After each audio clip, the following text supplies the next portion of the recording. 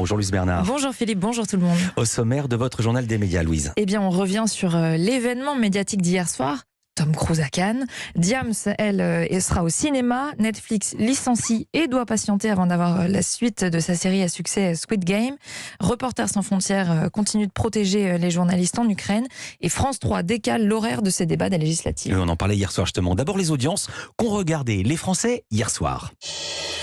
Ils ont regardé le retour de La Faute à Rousseau, c'était la saison 2. On leur a porté chance. Voilà, exactement, puisqu'en nombre de téléspectateurs, c'est équivalent au lancement de la saison 1. Donc c'est bien quand une série en saison 2 fait autant que le lancement de la saison 1, c'est bon signe. Normalement, il y a toujours un peu d'érosion. Voilà, et la part d'audience est meilleure, 14% de part d'audience sur France 2, donc hier soir.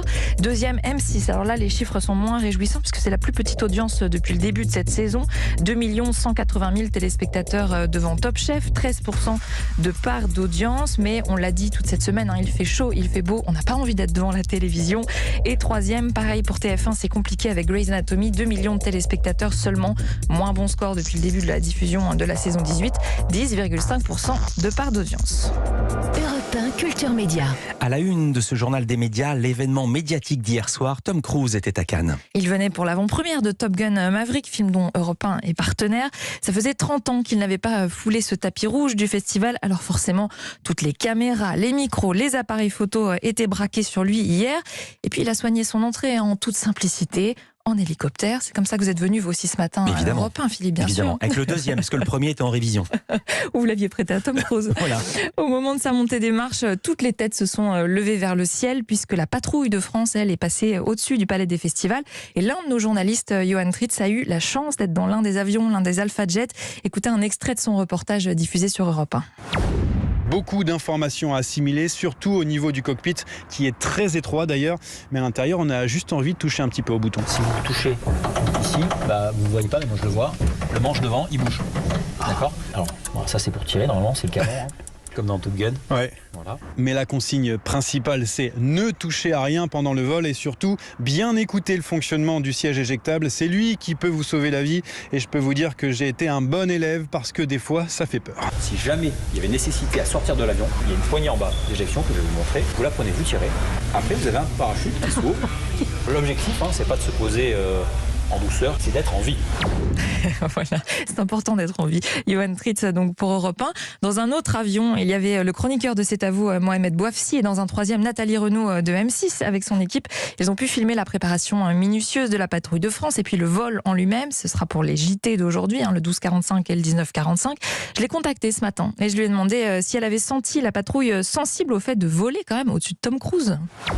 L'équipage avait rencontré Tom Cruise la veille et je pense qu'ils en avaient été très fiers. Ils avaient pu échanger avec lui sur sa passion pour l'aérien et une passion qu'ils partagent évidemment tous. Certains d'entre eux en sont arrivés là parce qu'ils ont vu Top Gun et puis d'un coup c'est Top Gun, c'est Maverick qui vient leur rendre visite, donc je pense que pour eux ça a été un moment incroyable. Mais hier en revanche j'ai senti qu'ils étaient concentrés sur leur mission. L'objectif c'était de passer au-dessus du palais des festivals au bon moment, exactement à l'endroit où il fallait, c'est-à-dire entre le palais et le portique métallique qui protège le tapis rouge. Donc c'était un espace assez étroit pour des avions. Et ils ont travaillé tout l'après-midi, se sont concentrés en vue de cet objectif. Ouais, ce sera à découvrir donc dans les JT d'M6. Ce reportage s'inscrit dans le cadre d'une journée spéciale sur la chaîne avec la diffusion du film Top Gun, le premier ce soir, suivi d'un documentaire sur les coulisses de la suite, du second film donc, avec Tom Cruise qui les raconte ses coulisses. C'est la seule interview en France autour du film car l'acteur n'a accordé aucun entretien à Cannes. Oui, cette interview avait été enregistrée avant Cannes.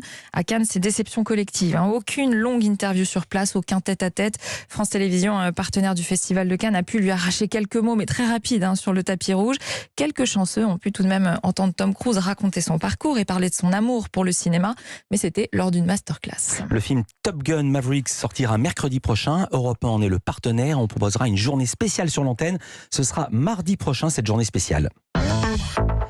Cinéma toujours, le documentaire sur Diams sortira aussi au cinéma. Oui, mais pendant 2 jours seulement. Il sera projeté les 1er et 2 juillet prochains dans les salles.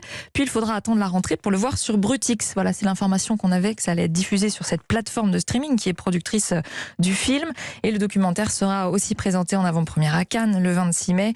Il revient sur la vie de cette artiste qui sort d'un silence de 10 ans. Elle s'y livre à cœur ouvert sur son parcours d'après Brutix. Du côté des plateformes, Netflix contrainte de licencier 2% de son personnel. Oui, c'est environ 150 personnes aux États-Unis majoritairement. L'objectif, c'est évidemment de faire des économies car la plateforme, je vous l'ai déjà dit, perd des abonnés pour la première fois en 10 ans, 200 000 dans le monde au premier trimestre. Alors Netflix l'explique notamment par l'arrêt du service en Russie suite à la guerre en Ukraine et donc aux sanctions internationales. En plus de licencier, Netflix a déjà annoncé avoir renoncé à plusieurs projets. Alors ce projet-là dont on va parler, la plateforme y tient, la série Squid Game qui aura bien une saison 2, mais il faudra être patient. Oui, il faudra attendre fin 2023, voire même 2024. C'est le créateur Wang Dong-hyuk qui l'a annoncé dans un entretien à Vanity Fair. Il commence tout juste l'écriture de cette saison 2. Il n'a écrit que 3 pages. Mais oui, parce qu'il veut prendre son temps. Il ne veut pas la bâcler cette saison. Parce que la pression est forte, Philippe, après ce succès mondial rencontré par la première saison. Le meilleur lancement de l'histoire de Netflix. Rappelez-vous, en 17 jours seulement, elle avait été regardée par 111 millions de personnes. On va parler de plateforme radio maintenant. Radio Player France annonce nouer des partenariats avec Amazon et Renault. Oui, c'est cette plateforme pour écouter la radio qui regroupe stations privées et publiques, indépendantes, associatives aussi, 230 en tout, ainsi que des web radios, 730 et plus de 200 000 podcasts. En avril 2022, la plateforme comptait 3,5 millions d'écoutes de plus de 30 secondes sur l'application mobile, 2 fois plus qu'en septembre, et bientôt peut-être plus encore grâce à 2 nouveaux partenariats, à commencer par celui avec Amazon et son assistant vocal Alexa. En gros, pour les utilisateurs, vous n'aurez plus qu'à dire Alexa, mais Europe 1, voilà, par hasard, pour que la radio s'allume. Autre partenariat très intéressant avec le constructeur automobile Renault. Radio Player France sera disponible dans les futurs modèles Mégane E-Tech électrique et le Nouvel Austral. L'application avait déjà conclu un accord avec Volkswagen et BMW. Partenariat très stratégique, puisqu'on vous le rappelle, la voiture est un lieu privilégié. La radio y est très écoutée. Et on salue tous ceux qui nous écoutent en voiture. Dans l'actualité des médias également, Reporters sans frontières qui ouvre un 2e centre de la liberté de la presse en Ukraine. Après celui à Lviv, un nouveau va ouvrir à Kiev. RSF œuvre pour la protection des journalistes en distribuant notamment casques et gilets pare-balles, en les formant aussi. Au moins 180 journalistes et autres acteurs de l'information ont bénéficié de prêts par le Centre pour la liberté de la presse, dont 40% de nationalité ukrainienne selon l'ONG. Protéger les journalistes, c'est protéger la liberté de la presse et permettre au monde d'être informé sur cette guerre. Et on termine ce journal avec France 3 qui change l'horaire de ses débats des élections législatives. Oui, hier je vous parlais du communiqué d'un syndicat de France Télévisions, le SNJ, communiqué qui dénonçait l'horaire trop tardif des débats des législatives sur France 3 avec des diffusions prévues à 23h15 ou après minuit.